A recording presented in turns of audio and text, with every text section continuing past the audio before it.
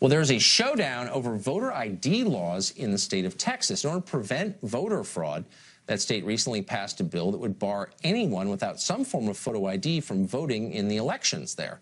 Progressive groups have sued. A district court judge has blocked the law, saying it was racially discriminatory.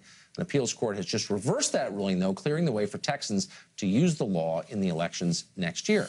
Kristen Clark works for the Lawyers Committee for Civil Rights Under Law, and she joins us now. Kristen, thanks a lot for coming on. Oh, thanks for having me. So one of the reasons I want to talk to you is I reject the underlying, because I think it's not factually supported, assumption of this conversation, which is that there are millions of Americans without photo IDs.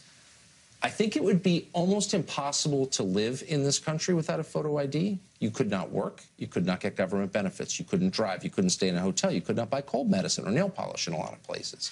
You could not fly on an airplane. I don't know how you could live, and I don't think there's any up-to-date study that shows that those numbers are real. So let's talk about Texas's photo ID law, which is the most restrictive and stringent law of its kind on the books in the country. Now, this is not a state that said, bring any photo ID to the polls and you can vote. This is a state that has limited voting to people who have certain forms of ID, a passport, a driver's license, a conceal and carry permit. The problem is that the same forms of ID that you would need to do any of the things I just listed. No, the problem is that there are 4.5% of people in Texas, that white voters, black voters, Latino voters, who were disenfranchised the moment that they put this law on the books. And so that's why we filed our Voting Rights Act case. Let me ask you a question, though. I don't think those numbers are not real, and that's why I wanted to talk to you tonight.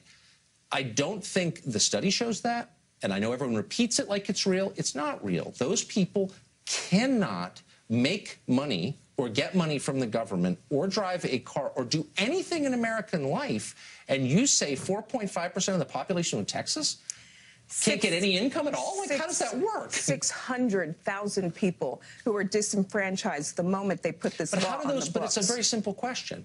If you're an adult in the state of Texas and you don't have a government photo ID, you can't have a job and you can't get any benefits.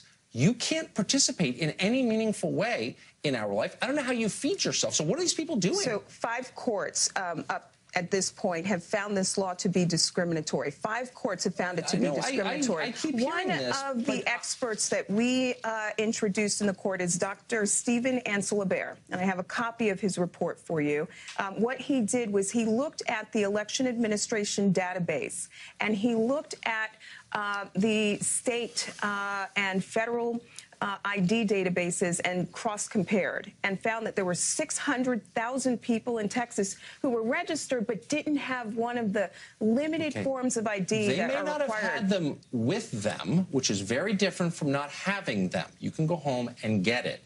But you're ignoring my question, which is, are there really millions of people who don't have photo ID? And you know the answer is no, there aren't, because there can't be. There are 600,000 people who don't have a conceal and carry permit or passport have a driver's license or a passport, or else they can't live in this country. So here's my question. Is it racist to require a photo ID to get a job or stay in a hotel or buy a gun or fly on a plane? No. So why is it racist to ask when you vote? The right to vote is the most important right in our democracy. And we don't need to erect hurdles and barriers that make it harder for ordinary Americans to vote. And what Texas's law did was it knocked out people on the margins, the poorest. There's no evidence of that. And in fact, you've seen in a number of states, 2 cycles ago, when Obama was elected, you saw a couple of states pass voter ID laws, and the voter participation rate among minority voters went up. But Texas is a different story. Well, this is a state where courts have found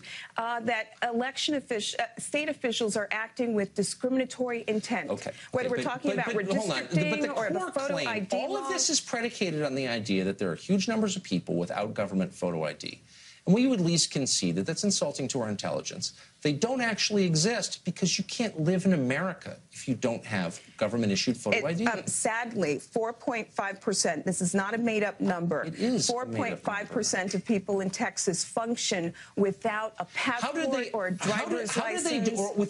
Okay, now you're being too specific. Without government photo ID, how do you live? How do you get money? How do you get food? How do you go outside? That's why we That's why we've been fighting this voting rights battle for the last 3 years, and we've been winning. What about the Second Amendment guarantees your right to have arms? Do you think it's bigoted to require photo ID? Well, this case is not about the Second Amendment. It's about the right to vote. It's about the right to vote. Those numbers are and untrue. Taking down the barriers that stand in the way of ordinary Americans who want to have their voices heard. No, that's true.